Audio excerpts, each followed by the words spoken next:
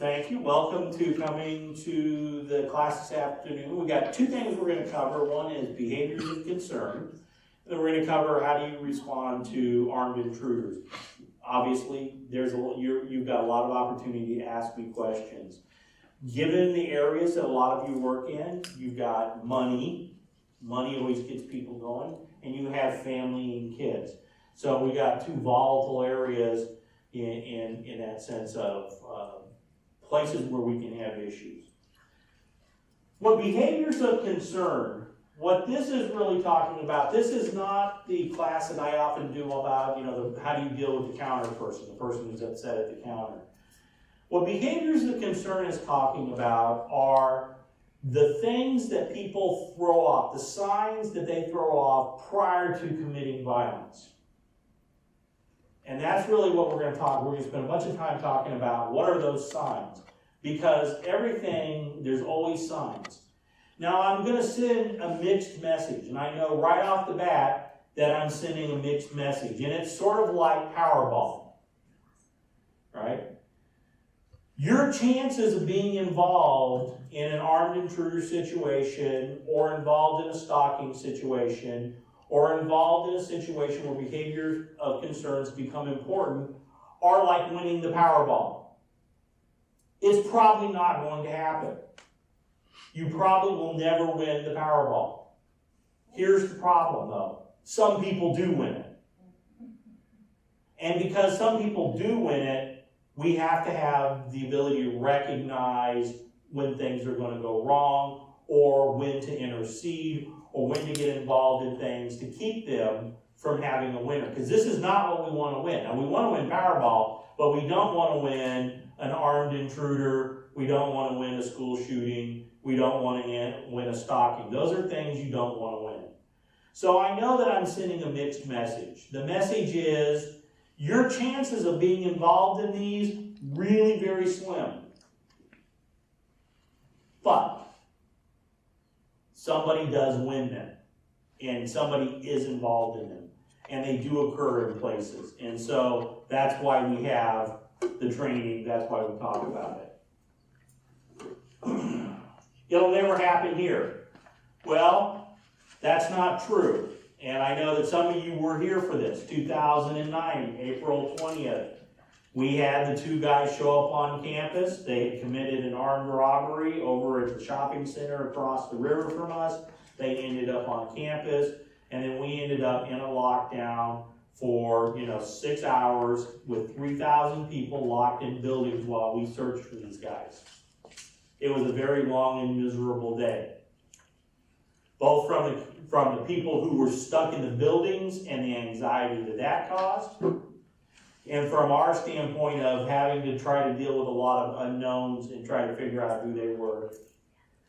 Child Development Center got a free field trip out of it to the fire department, a spontaneous field trip, and all of which are things that were unplanned. So it can happen. It has happened here. We don't want it to happen, and but we have to have a plan in case it does. What we think, if you turn on the TV, you watch the news, you will think the world is unraveling. If you watch it, we think that violence is a common everyday occurrence. We think that if you ignore it, sometimes we sort of have been raised, if you ignore it, it'll go away. We think that. We think that if a person is mentally ill, that they're an immediate danger to somebody, and that people just snap. How many times do you hear somebody going, oh, they're a nice neighbor, they were great, never had any problem with them. Occasionally we heard that. The screaming of people and the chainsaw, but they were good neighbors otherwise. Nobody snaps. Doesn't happen. There are always warning signs. But here's what I want you to really think about is, think about all the people that live in the world. And yes, violence occurs. And I'm not saying it doesn't. But think of the perspective of how many people do you encounter in a given day?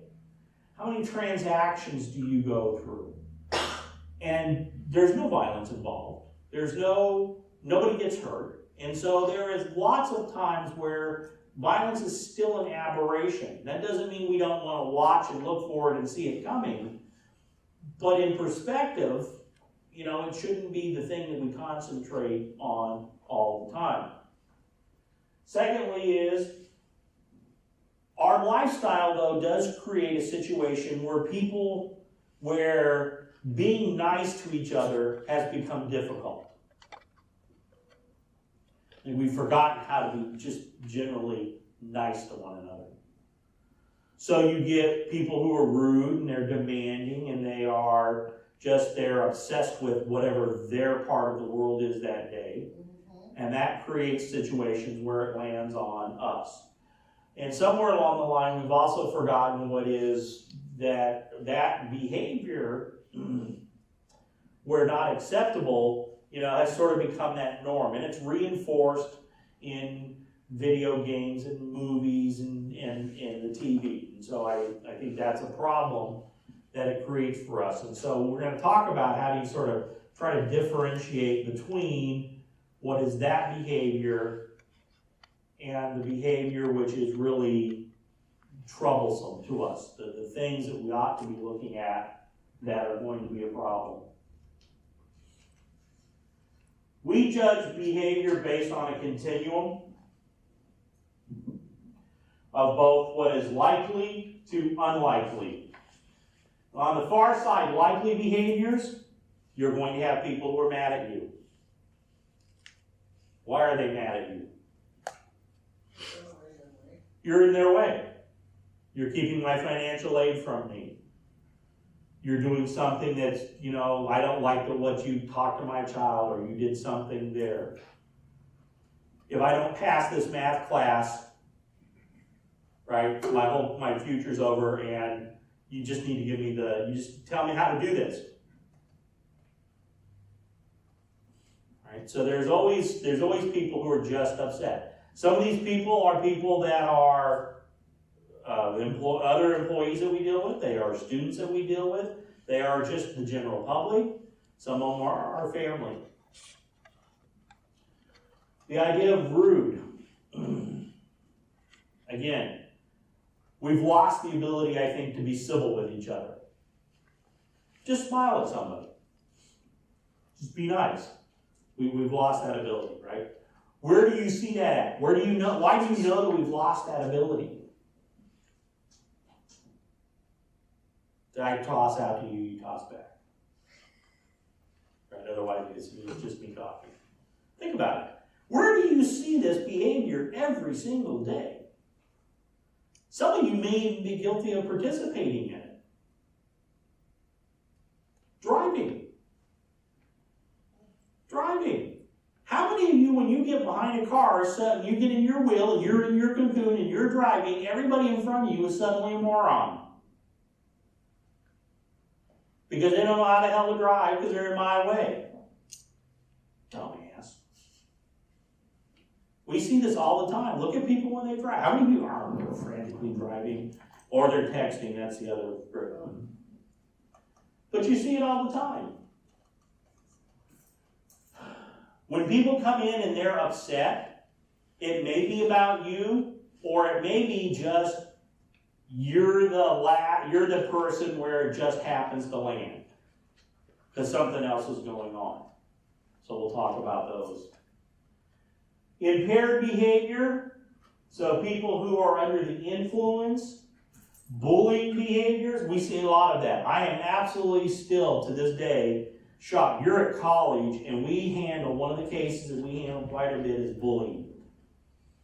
Both physically, I'll be honest, less physical as it is online. We get students who are bullied online constantly. We get a lot of them. And I'm always amazed by that. These are adults, and yet they're still being bullied.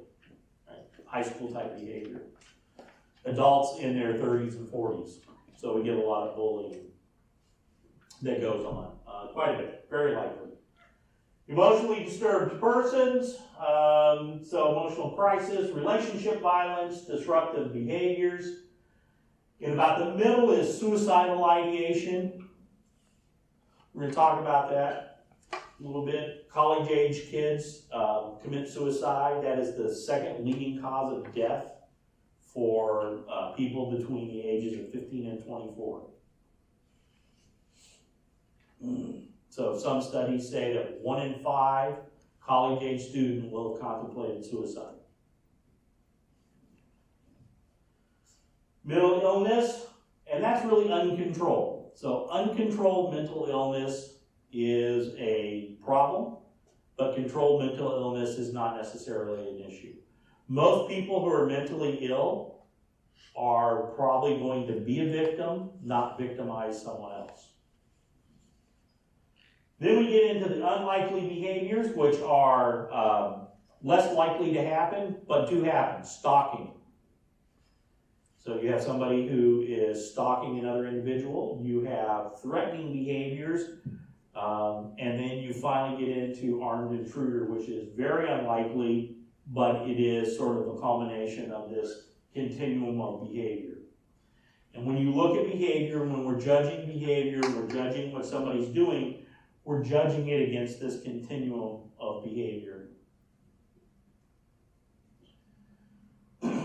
One of the things that you have in the world, and for lack of a better term, I call them toxic people. They are people who are they're mad at the world. You may know some of them. We see them in places that we are working. They are perpetually upset. They are mad. They use that kind of rude behavior. They use everything about them as just, that you don't want to be around them. Think about this. How many of you have, when you have a family gathering, you have that aunt, that uncle, that one person give them one beer, look out, man, here we go. You're like, oh no, they're not coming, are they? Right? How many of you have that student or that person that you're thinking, oh, not today, really? Here we go. We know them. They are people who they are draining. Everything's on their term. Quite candidly, this is my sister. Thank God she lives in South Carolina. Because growing up, it was exactly this. How many of you have that relative? It's their way or no way. Right? So it's all about them. Their favorite battle mode, they're constantly in battle mode. Every time they deal with you, they're in battle mode, because the first thing they do is come in and usually toss a verbal hand grenade at you to get you going. Because think about that. Why do I do that? Why would this person do this behavior? Because again, I'm tossing. It's like attention-seeking behavior. It's attention-seeking. Here's the thing. If I get you to respond, right? If I engage you, who's in charge now? Think about this. If I get you to verbally respond to me, who's driving the truck now? Yeah, I am. So, and what generally happens when I get my way? What have you reinforced? That negative behavior. If you reinforce negative behavior, guess what I'm likely to repeat? Negative behavior, right? Because I got my way last time. Why wouldn't I do it again? Right? So they do this. They are needing to control what the situation is. They are toxic people. And we all have them, we all deal with them. The thing is to try to figure out how to disengage them. And that's actually sort of a different class, but we'll talk a little bit about how not to engage with them. But understand what you're dealing with. What they deal with, we even have a term for it. And so this is what I want you to think about. What they're engaging in is there's 4 distinct steps that they're using to control the behavior. Your job is to disengage them somehow in those steps. Circumvent those steps. Because what's the first thing I'm going to do? Right? I'm going to come in and I'm going to make a threat. I'm going to toss that verbal hand grenade. I'm going to talk to your, I want to talk to your supervisor. You don't know what you're doing. Somehow I'm going to do something that is threatening, because that then, what does it do to you? Right? If I'm verbally aggressive and nasty to you, what does that do to you?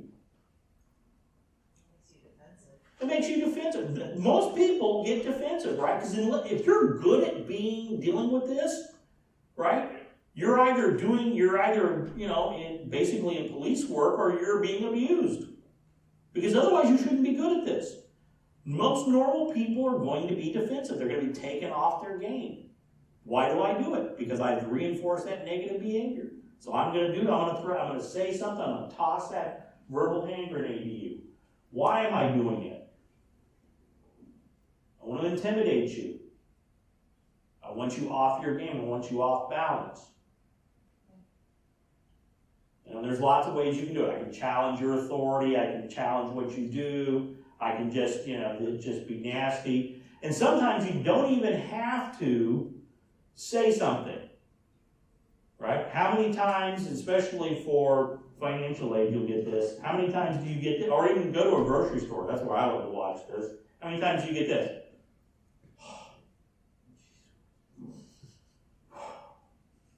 Starbucks in the morning. Oh my God, these are caffeine-deprived people standing in a line. They're all they're just like, they're ready to go off in a minute. They're like, wow. Right? It's just, because, and they're all, oh my God, Jesus Christ. And they mess up the language, right? Go up there and not know how to order in Starbucks. I'm surprised somebody doesn't get killed every morning in a Starbucks. All right, so there. What am I attempting to do? I want to manipulate the situation, because normally what happens? I get my way. If I go in there and I don't get the answer, or I don't get the test, or I don't get what I want, what am I going to do? I'm going to go to your supervisor. Who do you work for? I'll go up to the president and complain to the president. Why am I in the president's office? Well, I didn't get what I wanted. So what do we do? And this is what you have to watch as both where we have to have each other's back is, you shouldn't go and call up somebody and go, so-and-so's up here and they're upset. Can we do something about it? Yes, the answer is, tell them they know what the rules are. Right? Now that doesn't mean we don't check our own behavior, make sure we didn't mess up, we didn't get engaged and decide to do something. But as long as we're doing what we're supposed to do, and we need to support each other in that, because if you don't, you end up then allowing that person to get away with those things. And that's a behavior that's normal. Now the reason I'm spending a lot of time on that is because this is a behavior we see regularly. But it's not a behavior that necessarily, if I'm looking at it, makes me worry that they're going to commit a violent act. Because what I'm really looking for is a change in behavior. If this is their normal mode, which that's how they operate, then they don't always present a problem to me. And so because there's a lot of that goes on, I want you to spend some time thinking about it, because those aren't the people who actually end up who commit most violent acts.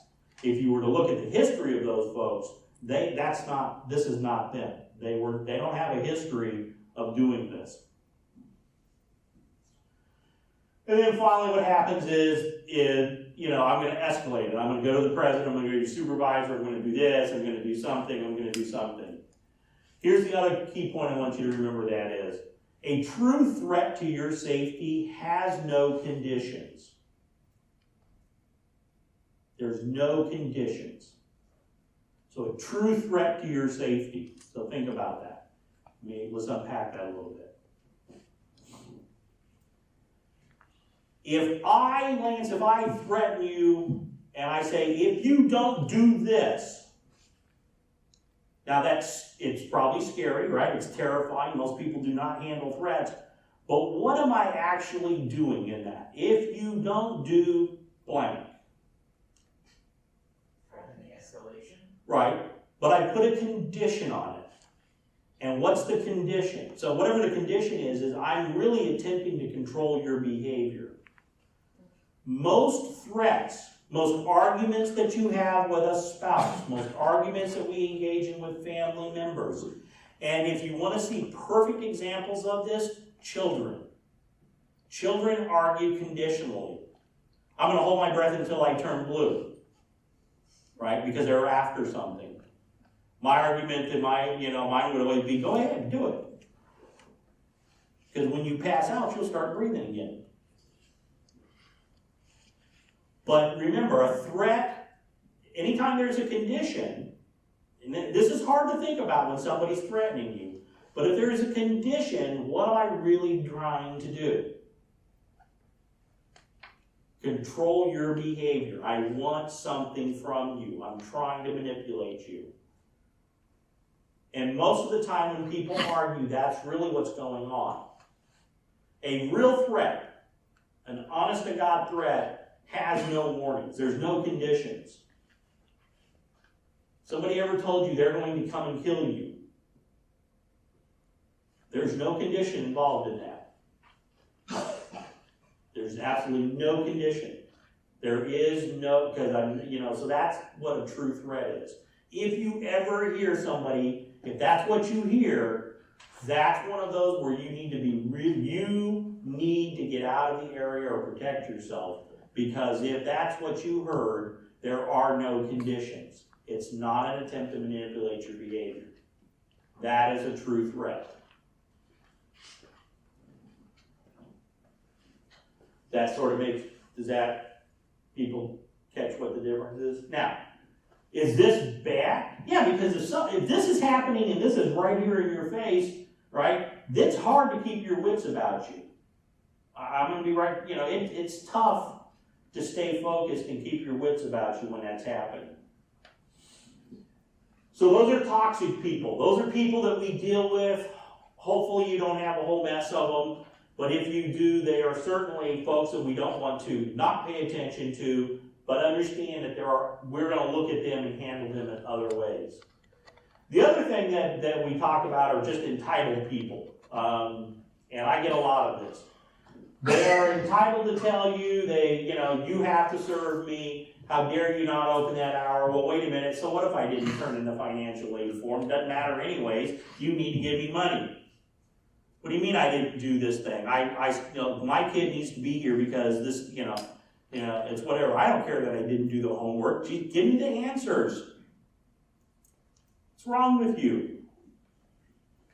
Right? They're just entitled. And that sort of goes with that rudeness. The other one that I get with entitled is everybody tells you how to do your job. I can't tell you, my job is so easy that everybody tells me how to do it routinely. So then just understand that these are people that we're dealing with. And the reason I'm pointing these two behaviors out is because we deal with them a lot, but they aren't necessarily the threatening behavior. They take a lot of energy, but they aren't the behaviors that we really start to go, those are behaviors of concern. These happen a lot, so that's the reason we spend the time talking about them. Does this make sense to you guys? That's what everybody's going, okay, well, we're going to agree with you because you're up front and I don't want to be picked on. But these are sort of folks that we deal with. They're time consuming, they're energy consuming. But they're just, these are sort of the common ones. But they aren't necessarily behaviors that are going to lead us to concern. So we get into what are the behaviors of concern. What's the difference? Behavior of concern are behaviors that when taken in totality may indicate that a person could be violent. That picture that you're seeing was drawn by a student in an English class.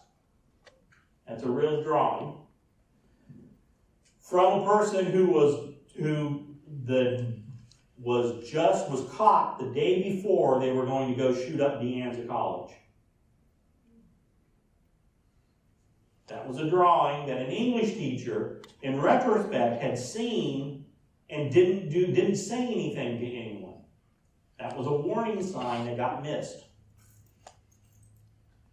If that's the kind of things you see, and the person is not a graphic artist, that's something you say something about. That's something we want to talk to that person about. And the other thing I want to point out here is nobody snaps. There is no such thing. No one snaps. There are always warning signs. The question is, was anybody in a position to see the warning signs and do anything about them? The young man who shot up the college in Umpqua, and the one that I went up and spent some time at earlier this year, he was throwing warning signs off all over the place. Nobody was looking at them, and when they did see them, they didn't understand what they were seeing.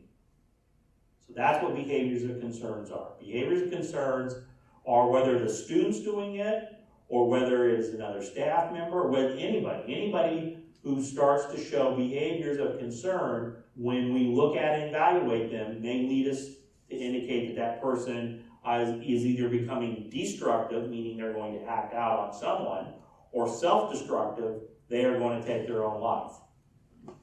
And those are the behaviors we're looking at. Again, that was a real drawing. That was not made up for the purposes of the class.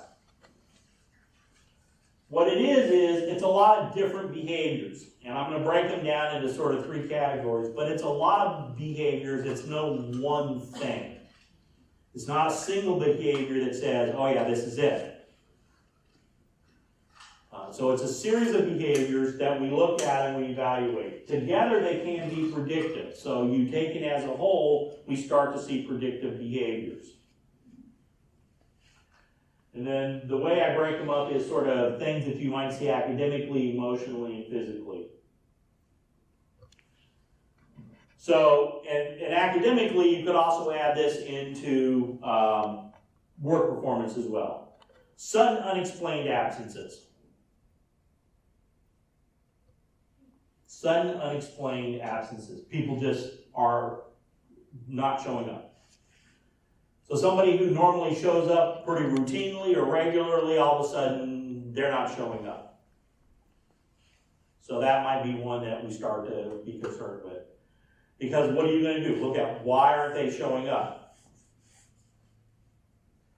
Could be that we look into it, and we touch base with them, and we find out that they're not showing up because they're having car difficulties.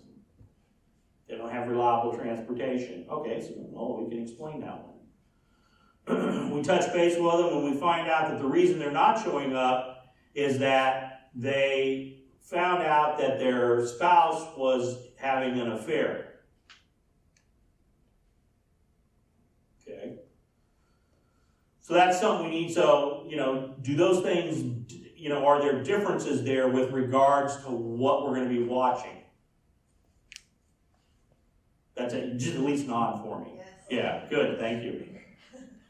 Because, right, one of them you can sort of explain, right? I got a bad car. Okay, got that. We may have been there. Don't have the money to fix it right now. Okay, I can explain that one.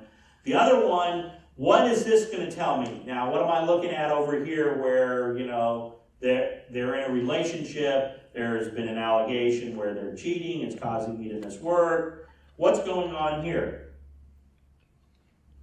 That's a life crisis, right? This is somebody, this is that where we're going to start to look for other things that might be happening. One of them is, this is not going to go well. This is not necessarily going well. So that's where we start to look at that. Unexplained absences. You have a straight A student who's suddenly getting Fs. Their work is deteriorating. Then you have a person who normally manages to do all of their paperwork, clear their in basket, suddenly they can't get anything done. So that might be an issue. Disorganized or erratic performance. Every Monday morning we have, it's a class or work, they're not showing up. They show up, they're tired, they look fatigued, maybe they look like they're hungover. Erratic performance where you see swings in moods. You see changes in behaviors. Pattern of perfectionism. It's got to be perfect. I have to do it perfectly. I have to line up everything a certain way. Everything has to be done a specific and certain way. Don't deviate. If I deviate, I start to have trouble. So those are some of the behaviors. No single behavior is going to say, oh, this is it. It's not a single behavior. It is a lot of behaviors taken over a complete picture of the person. All right. Written expressions of unusual violence. Unusual violence. Fascination with violent themes, TV shows, and unusual violence. What do I mean by unusual violence? Sort of thinking about it.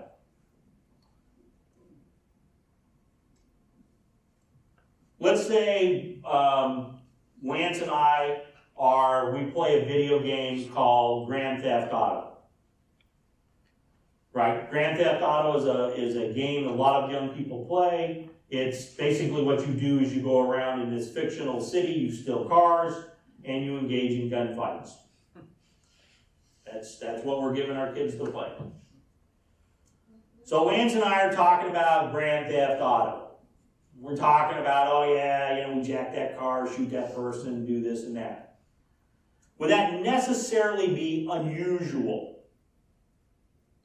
No. Yeah, probably, again, I'm going to have to look because, we're talking, is it unusual that we're playing a violent themed video game? Yeah, not maybe. Contextually, does that make sense? Okay, maybe. So we come in, I decide we're going to go to lunch. I'm hanging out up at Financial Aid. We're having a lunch, and I just start talking about, Grand Theft Auto and shooting people up. Doesn't make any sense for what the conversation was going, right? With that's what I mean, sort of unusual. You're in an English class, and you draw a picture of a person kneeling down with a shotgun stuck to the back of their head. That's unusual. So we're looking for things that are out of place. Morbidity. You suddenly become fascinated with dying, death. Right? So you become fascinated with things that are dead.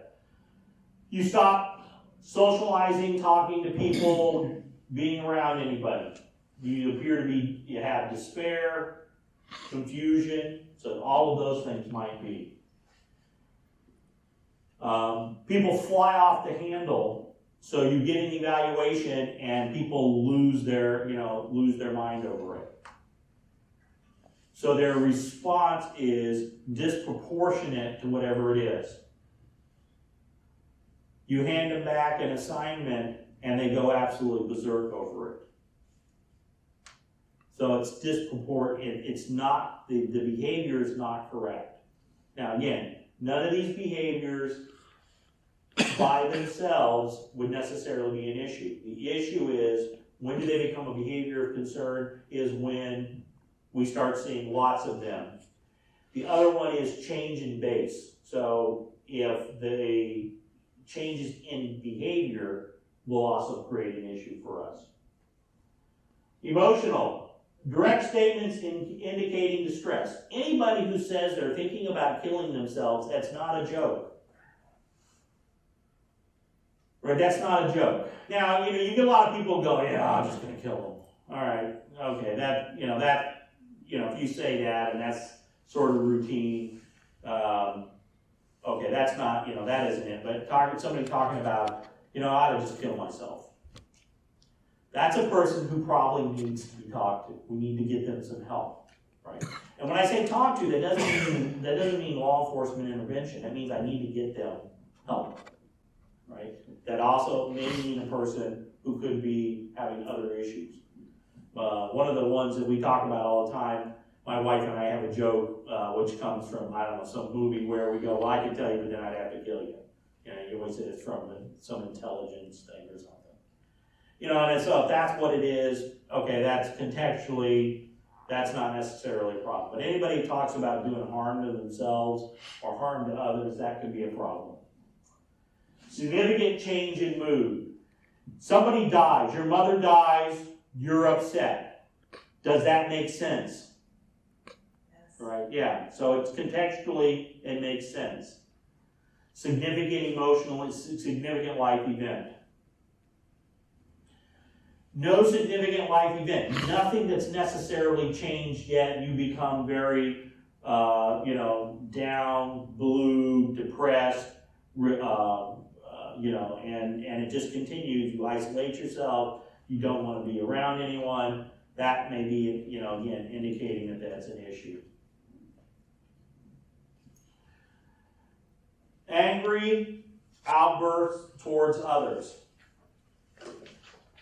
So this is, I come in, we're having a discussion, did you go do something, and the person blows up at you. The person is angry, there's an outburst, yelling, aggressive comments, threatening violence to you, threatening harm. Person who may become more withdrawn or animated. Especially if you see it in short cycles. If you see where people are very animated and they're really up here and they're carrying on and they're doing them and they're down. That can certainly be an issue that is concerning. Another one would be if they appear over anxious, or they become excessively demanding, you have to do this for me now, you need to do it, or I become very dependent on that behavior, any of those behaviors. And then they fail to, as you talk to them and you try to reach out to them, they fail to respond to any of that. Whether that's counseling as a supervisor, whether that is talking to them as a friend, they fail to respond to those things. Physical indicators. Their hygiene goes down. People stop taking showers, they stop taking care of themselves, maybe they have an excessive weight gain or the other way, an excessive weight loss, but their physical hygiene goes down. It's fatigue, exhaustion, noticeable injuries, cuts or bruises, especially around the hands or arms.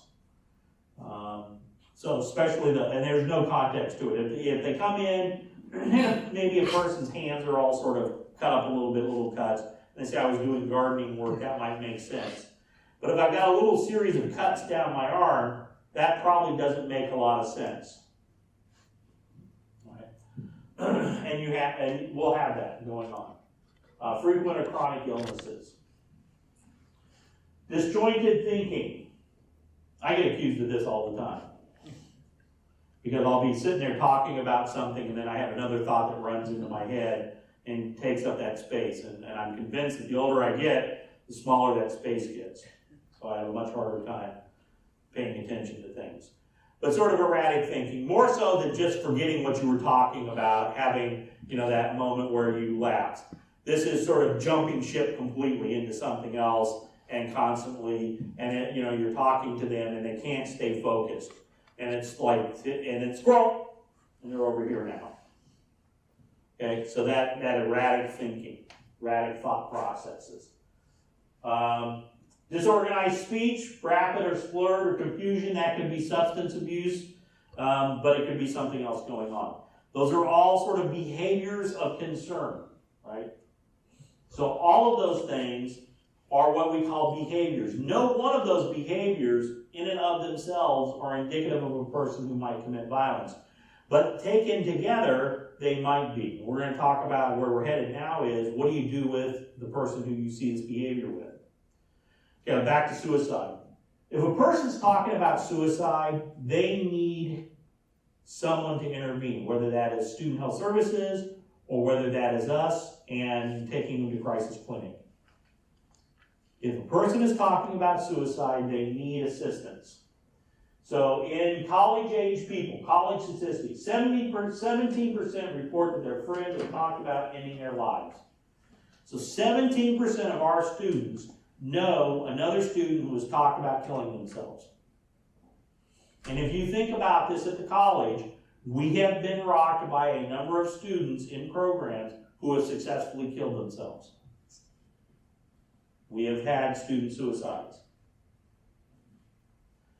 10% said they made a suicide attempt, and 7% of all students have seriously thought about ending their lives. It is a huge issue. It is an issue that does not get a lot of press because there's a lot of stigma, and it is something that we don't always pay attention to. Yes, our students don't live here, but it doesn't mean they're not doing it. At least thinking about it, right? Because I mean, if you think about it, if you're young, there's a lot of stress. You've got to try to make a living. You've got to try to figure out where you're going to go. You've got to finish college. You have, there's a lot of stress on you. Suicide, you need to report those things. That is somebody that we need to talk to. All right. Context versus content.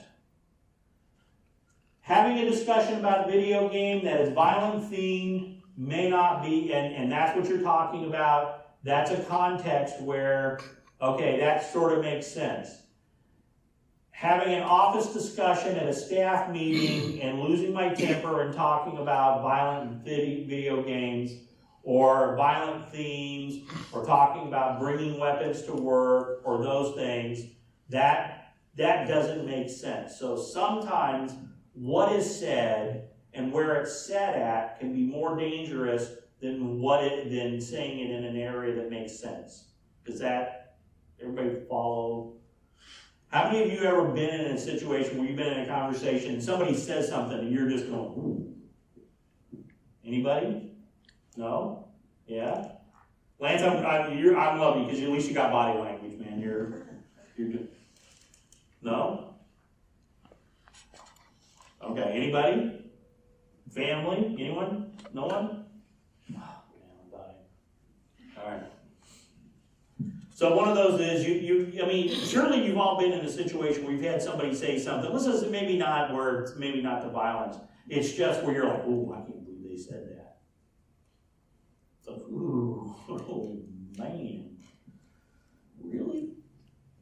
So those are the kind of, you're looking at, sometimes that statement. So is it out of context? Those are things that you want to look at. Okay, so now the question is, why do you not report it? Myth, they just snapped. Nobody snaps. Doesn't happen. There were always warning signs. Every single shooting, every single workplace violence event, there are warning signs if we saw them coming. That's the issue. We had a near miss here at the college a while back. We had a student who, as we started to evaluate them, we were looking at them, and we have a long evaluation list. And they started, it's like, oh boy, this is getting worse and worse. And sure enough, took us about 30 days, but by about the end of a month, we were absolutely at a point where this person needed to go because they were a danger to the college. Subsequently, they became dangerous to one of their siblings, but the college did what it had to do, which was to move the person on. But sure enough, they were certainly there. I never saw it coming. That's people always say that. The neighbors, right? Oh yeah, they were great neighbors. Yeah. The screaming every so often and digging the hole in the middle of the night. Yeah, hey, but they were good neighbors. Right? Jeffrey Dahmer, nice guy. No one ever says that. Think about this. How many times do you look at your neighbor and wonder, what are they doing over there? If there's something odd, you check on it. It'll be okay if we just let them cool off. If we just let them, come down. There is some merit to that, but, because you don't want to keep, engaging them unless you want to keep that battle going.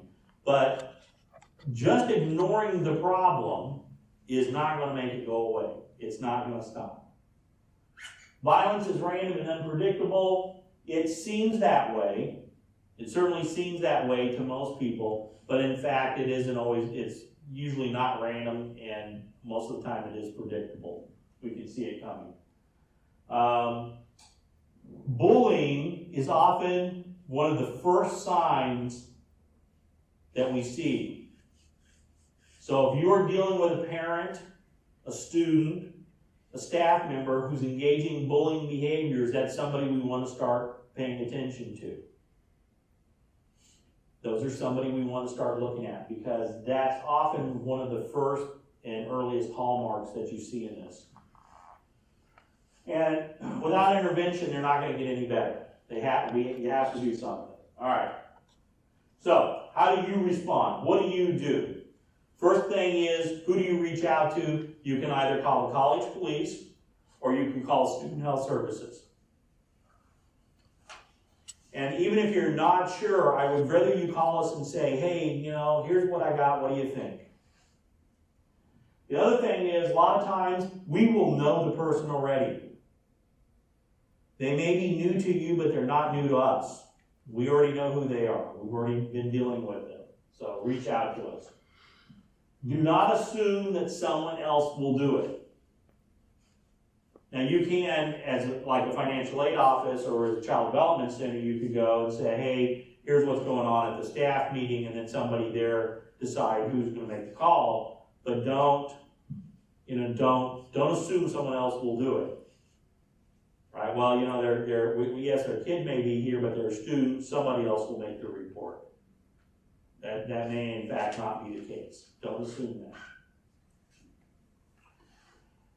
Okay, so when you see a challenging behavior, here's the other thing. If you think that maybe your first step is, I'm going to talk to that person, I'm going to do some counseling, I can get them to stop doing it, then certainly try that, see if they respond. If they don't respond, then escalate that.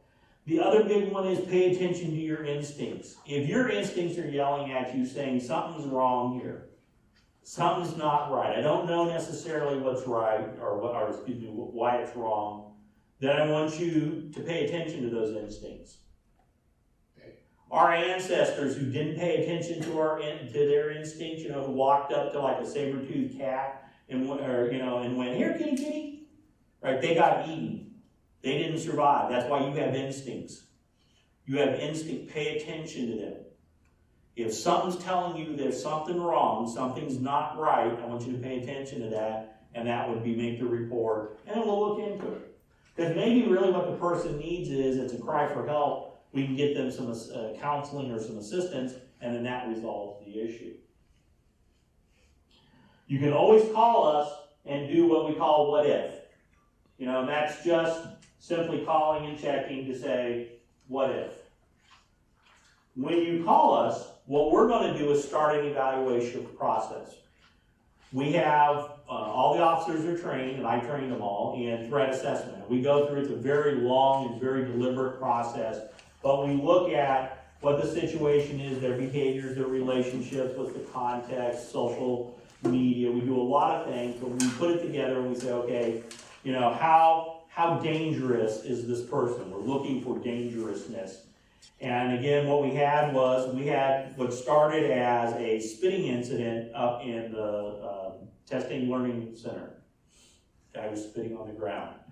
And then things progressed from there. And as we evaluated them, we realized eventually that this person was, in fact, we thought was going to pose a danger to the college. But that's using an evaluative process. Once we do that, we come up with a response plan, and then we execute that plan to try to figure out how to manage the behavior. You can call Student Health Center 7780 or call the college police at 777.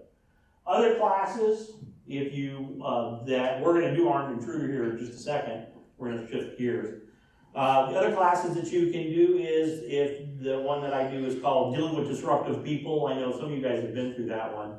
If you ever want to do it again, but dealing with disruptive people is just talking about the skills that you use to actually engage a person who you inadvertently end up in a conflict with.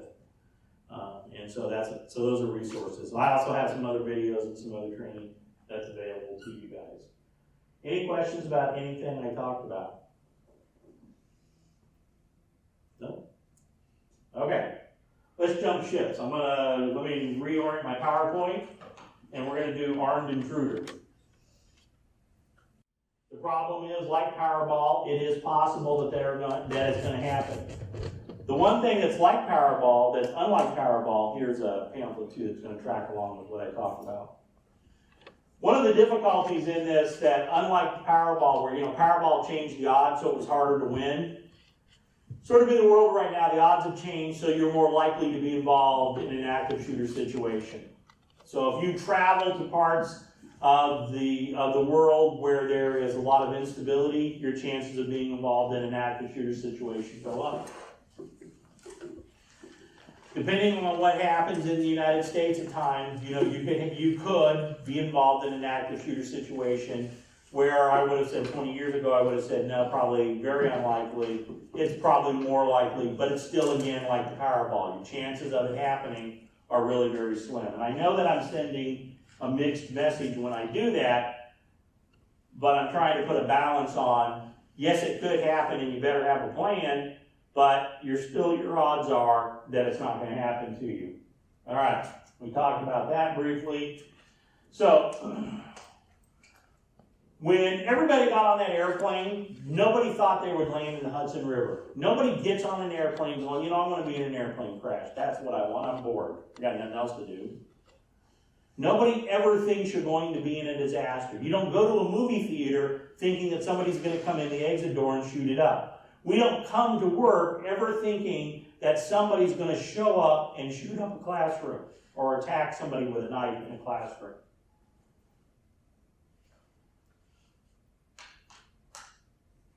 One of the things that I've had to do is I take and send my daughter off to college is understand that I can't be there all the time for her now. And that I need her to be able to have a plan and protect herself. So yes, it may not happen, but you better have a plan if it happens. How many of you have ever gone through, has anybody ever gone through the mental exercise of going, if that happened, what would I do?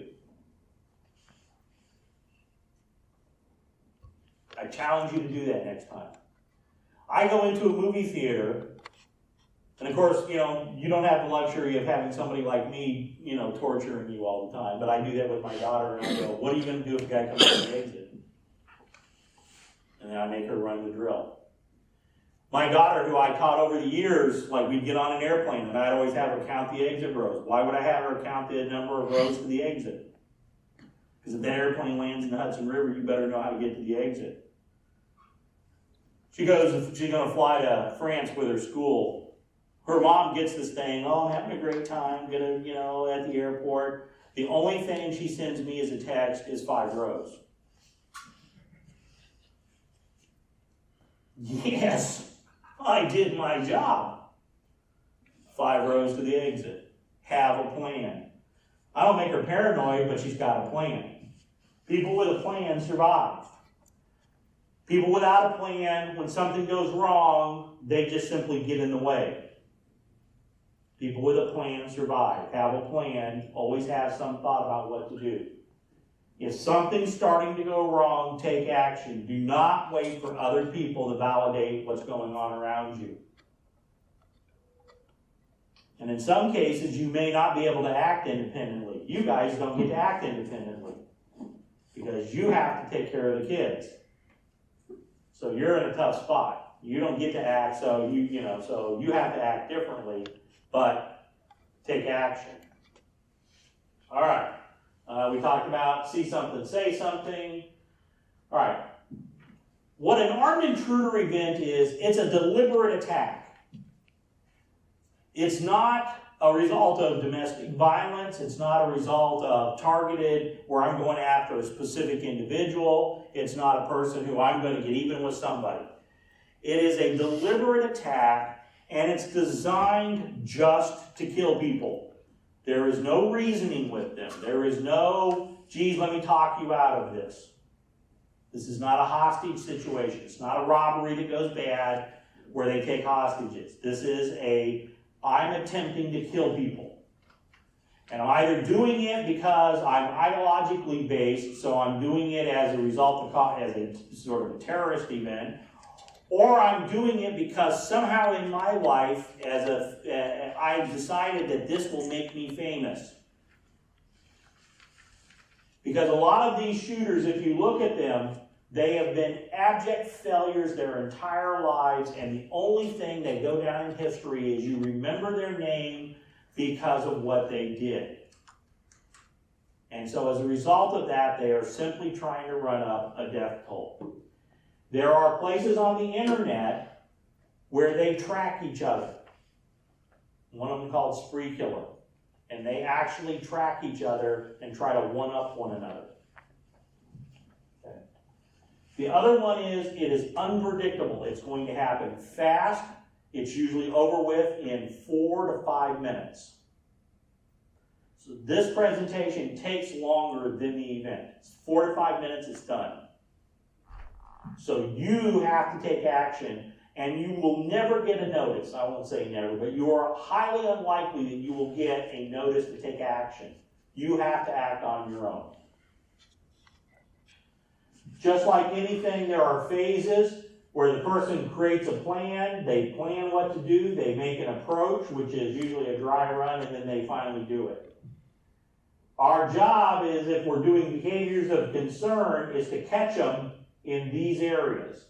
To watch that behavior, that violent ideation, the withdrawal, the sudden absences, the obsessive work, right? In this case, this particular kid this was Virginia Tech, and by the way, I don't use their names, I'm never going to give them that. But he shot up Virginia Tech. There were lots of warning signs that we missed along the way, that people did. Those were the behaviors of concern. That's how it fits with this. If you're in a classroom, you have intruder locks, right? And you're in a classroom, you have intruder locks. If you're in an office area, you should have a key to your office. If you don't, then make sure, find out who does have the keys or how to lock out your office. The other one that you guys have is you have that back room, which is all of your areas, which you can lock out. You have intruder locks in that back room.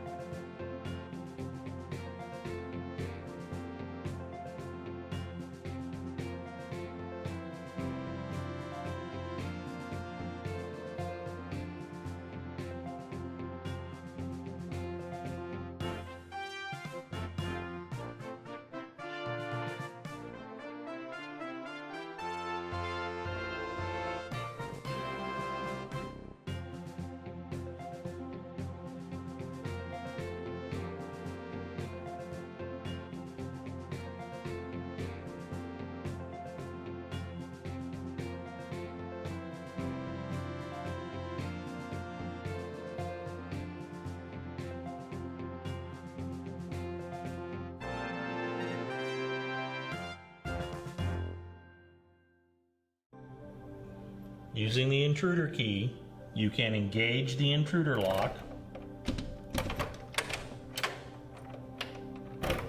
The door is now locked from the outside. The door handle will open, which means you can leave if you needed to, but the lock is locked on the outside and the door will not open, only from the inside.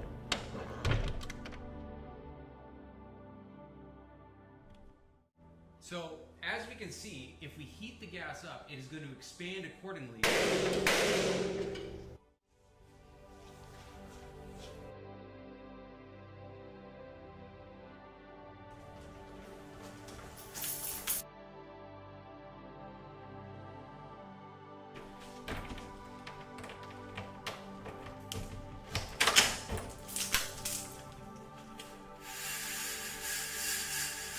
All right, everyone.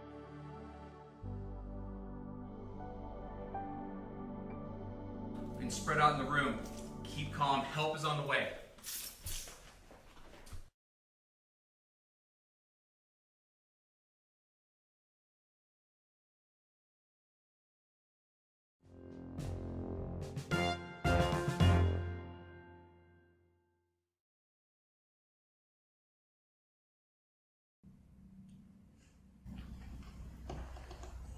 Okay.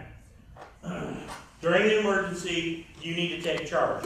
You own the kids in parentis locus, which means you own them. They're yours. You have to take care of them. You guys have to take charge. you can just let people go. Have a nice day, I'm out of here. You can come with me or stay, it's up to you. Right? But you take charge, do something. Decide on a plan of action, right? I would rather be embarrassed than, dead. So execute your plan, whatever it is. I'm leaving, I'm out of here. We're going this direction. Gunfire is close, or there might be that you start with a disturbance where it's family custody, it's in building. So like, let's say, 3 probably, it could be in any B or C, and you guys take some action. So it just depends. Your first priority is to get out of the area, then call for help. So your first priority is to get out of the area, move. That's the best thing to do. Get out of the area. What we actually call it is avoid, deny, defend. Avoid, deny, defend. And the best way to do it is to avoid the person. All right. So first we're going to watch a film, then we'll talk about what the specifics are. Hopefully I got that volume here. By the way, that's what's in here. We need help now.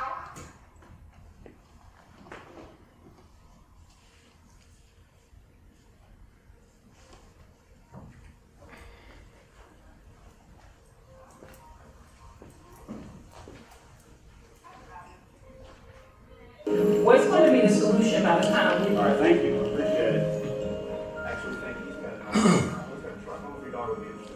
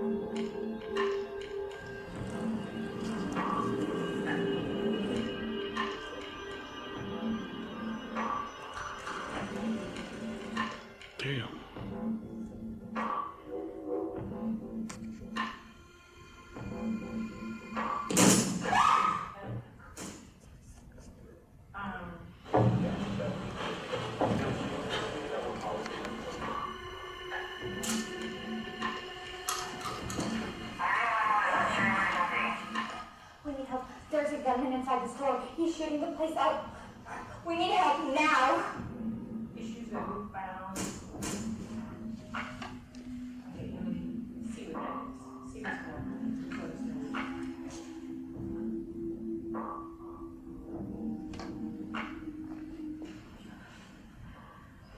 Man, with a gun. Let's go.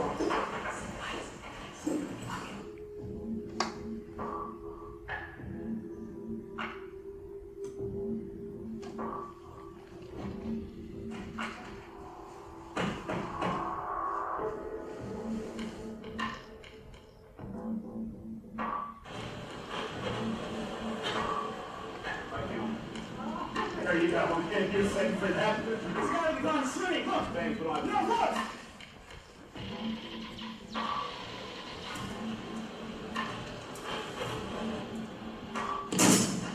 Run! To the right, to the loading dock. Come on, this way.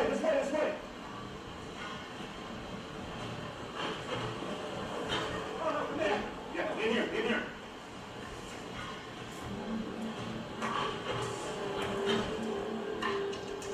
The gunman's coming. We're gonna have to defend ourselves. I can't do this. You're gonna see your daughter tonight, okay? We are all going to go home tonight. All right? We have a right to defend ourselves.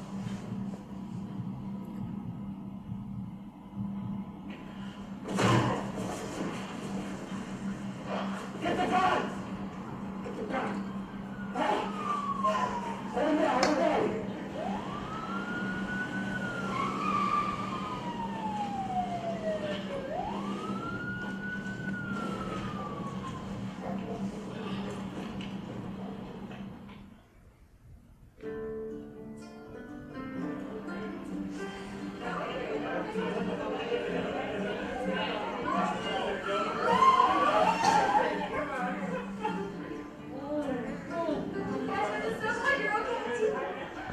Yeah, we're all good. Everybody's going home. Yeah.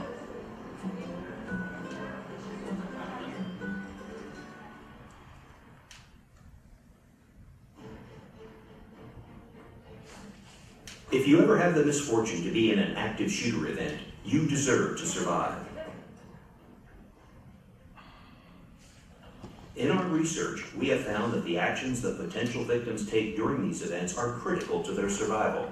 We have identified 3 options that have proven effective in many events. These are: avoid the attacker, deny the attacker access to your area, defend yourself. It is a personal decision, but you have a right to do so.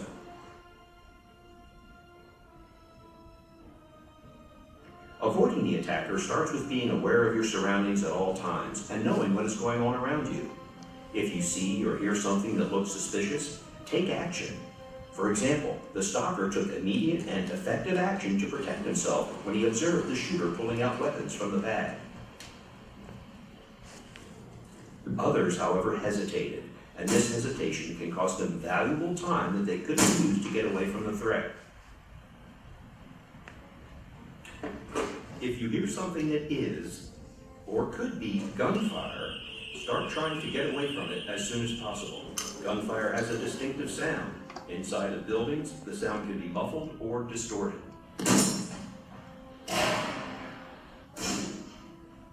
A single loud bang could be a person dropping something, or even thunder. But repeated loud bangs are much more likely to be gunfire.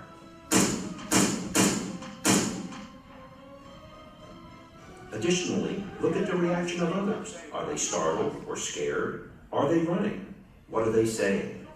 Any one of these events individually may create denial, but when put together, should create a heightened awareness and stimulate an immediate response. It is important that you know how to get out. The situation will be chaotic and rapidly changing. In general, you will want to go to the nearest exit. But you must also understand that the closest exit may not be accessible or safe to use. If this is the case, go to a different exit. While avoiding the threat, consider the uses of cover and concealment. Cover offers protection from gunfire, while concealment minimizes your exposure to the attacker. Try to keep objects between you and the attacker.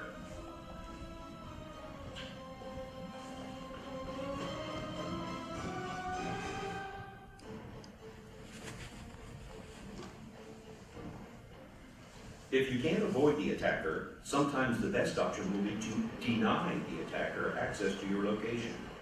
In many locations, this can be accomplished by closing and locking a door, such as they did in the meeting room. Locking the door has proven effective in many attacks. If the door does not have a lock, you can place heavy objects in front of it. Remember, barricades work best if the door opens toward you. If it doesn't, use things that are readily available, such as straps, belts, or objects that can be used to block or secure the door to make it difficult for the attacker to enter the room. This may at least slow the attacker down and give you time to identify alternate means of escape, such as adjoining rooms or windows. When attempting to deny access to your location, you want to make it appear that there is no one in your area. Lock doors, turn off the lights, silence your phones, and get out of sight. Your attempt to deny the attacker access to your location might fail. The gunman's coming. What are we going to do? We're going to have to defend ourselves. Have a backup plan about what you will do. In many cases, this may be to defend yourself. You need to be in a place where you can act if the attacker comes into your location.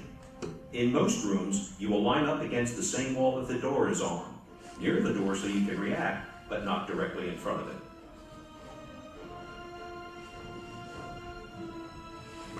If you are unable to avoid or deny, your best option may be to defend yourself by using whatever is available. In a situation where someone is attempting to kill you, you have the legal right to defend yourself. Attack weak spots such as eyes, throat, and groin. Fight to the best of your ability and do not quit until the attacker is stopped. This is what the workers in the warehouse did when they were unable to avoid the attacker and felt their lives were in immediate danger.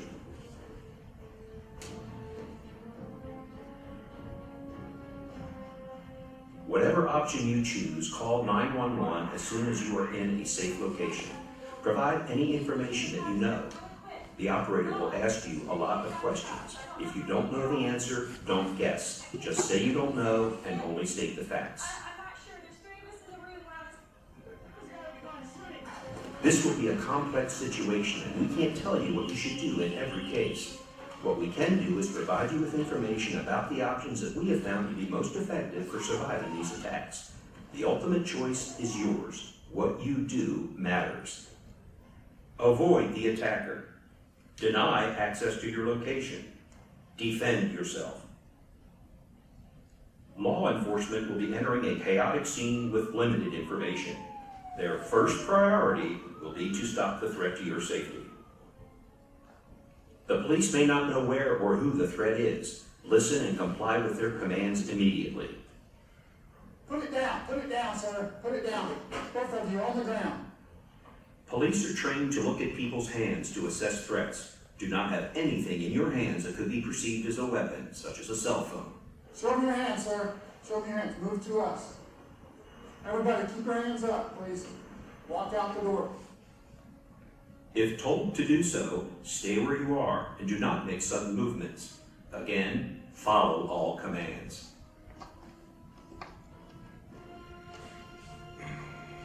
Remember, what you do matters. Avoid the attacker. Deny access to your location. Defend yourself. Remember, ADD. You can survive.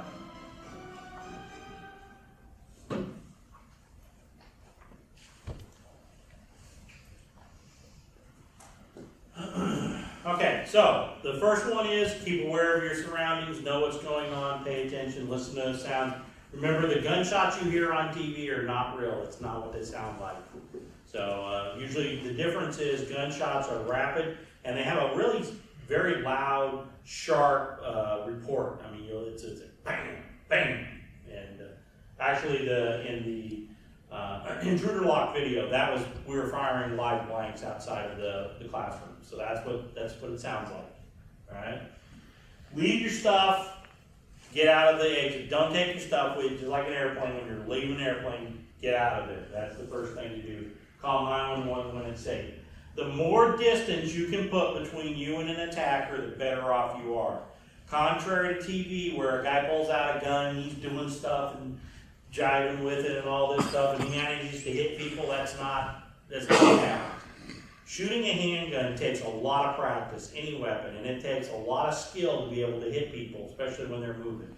So the more you move, the faster you move in a direction opposite from where they are, your odds of survival go up really fast. You can't get out of the area, deny an entry. So block your doors, lock your doors, turn off your lights, and spread out. Either in Child Development Center, it's a tough situation because if the kids aren't very mobile, you're going to have to probably get them into the back room and lock down and hope for the best. If the kids can move, I'm not sure how fast you can move. We've never really tried an evacuation. We should do that as a game. They don't listen that well. Well, trust me, adults don't listen any better. It ain't any better with the adults. So, but it's something to think about. So try to deny entry, and then finally, basically, is be ready to defend yourself. So if your door, and oh, by the way, we're in a public institution, so which way do our doors always open? They always open out. So because we're public, we never have doors that open into a room. They're always opening out. So you're always attempting to keep that door closed, right? So that's just something to think about. We're always going to be working, barricading it. You're better off put a belt on it. Somebody's pulling into the belt. And it's but trying to keep the door closed. If they come in, you got to defend yourself at that point, right? They've already made their lethal intention known. They've already been shooting at people. Is this scary? Yes. Is it terrifying? Absolutely. Or is this the worst day of your life? Probably. But you can survive it. And what people don't realize is, even with like a shotgun, the closer you actually get to that person, you render a long rifle ineffective. If I get up right next to you, I can attack your throat, your eye, and if I actually can control the weapon and other people then play pile on, I have a real good chance of survival. Is it going to be scary? Absolutely. Most terrifying thing you'll ever do in your life, but you got to decide how bad you want to go home. How bad do you want to live? It's the thing I've always instilled in my daughter. How bad? It's never over till it's over. Until you can't move, it ain't over. How bad do you want to go home? What's motivating you? Do you want to see your spouse? Do you want to see your kids? Your dog, your cat, whatever it is. How bad do you want to live? That's what it really comes down to. When police show up, we're gonna want to see your hand. So we don't have any clue who you are, right? So just think about it now. Maybe if it's my folks, we may know who you are. We're gonna be able to recognize you to some degree, and that's an advantage. But we're gonna be moving very fast, and I want to see your hands. Keep your fingers up where I can see them. Show your hands, and all I want to know is where did they go, right? Where did they go? That's where I want to go. We're not going to rescue wounded people. The people who have been shot, we'll come and get them. All the follow-on people will get them, the follow-on officers. The college, as the college police, we train every month. We're very fortunate. We're tied to the Napa County Sheriff's Department. We do monthly firearms training, and we train every single year on an active shooter hostage rescue. So we train extensively for that unthinkable situation. So the response is going to be quick. Show us your hands and follow commands. It's going to be chaotic and it's going to be tense for everybody. So just, follow our orders, show us your hands. If you have a class or an office presentation, there is a longer version called, there's an active shooter video that's available for class, or I can come and do this for you at your office. Any questions about anything we covered so far today? Thank you for being the small crowd, but at least you hung with me, right? Right? We're there. Any questions? And then you're off, you can go get pizza over at the cafeteria. Yay, food. Don't have to listen to you anymore. Like I said, if I leave you with anything, have a plan. Just don't make yourself paranoid, but think. Things can go wrong anytime, whether that's a car accident, whether it's man-made, whatever, human-made. Just have a plan. If you've got a plan, your chances of survival go way up. Okay? Thanks.